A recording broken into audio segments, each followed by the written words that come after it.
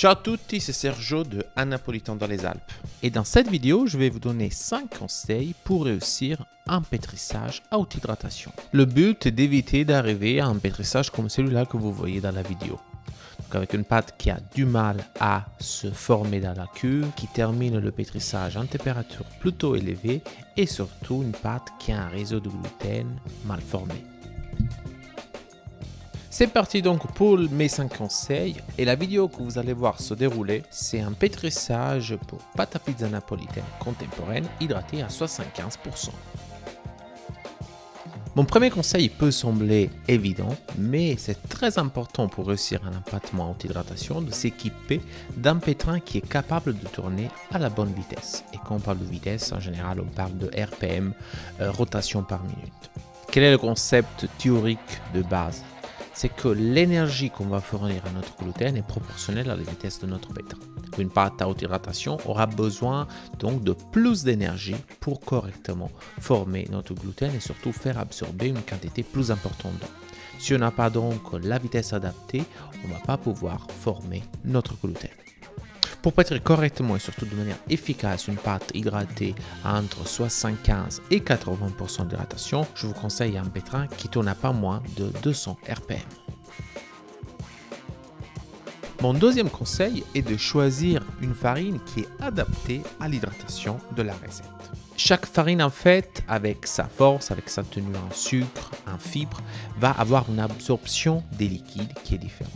Typiquement, des farines qui sont plus fortes vont pouvoir absorber plus facilement des hydratations élevées et du coup, c'est très important de choisir avec attention tous ces paramètres pour notre farine.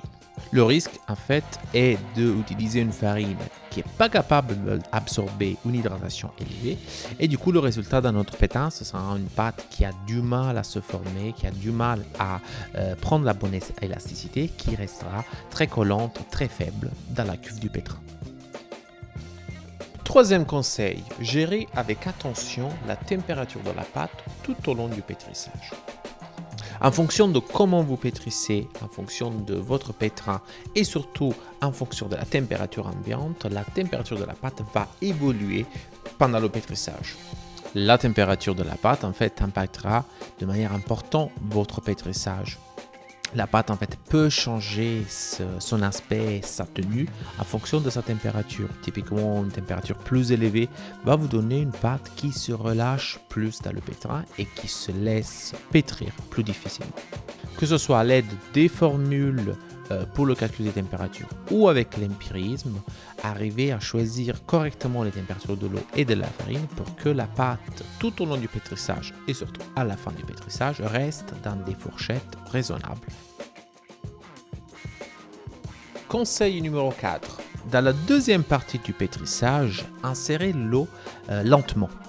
Il faut faire attention dans cette phase du pétrissage parce que si on insère l'eau trop rapidement ou des quantités d'eau trop importantes tout d'un coup, on peut risquer de perdre la structure qu'on a formée dans la première partie et donc compromettre le pétrissage. Insérer l'eau trop lentement va pas nous aider non plus parce que dans ce cas, on va rallonger trop le pétrissage et potentiellement trop chauffer la pâte.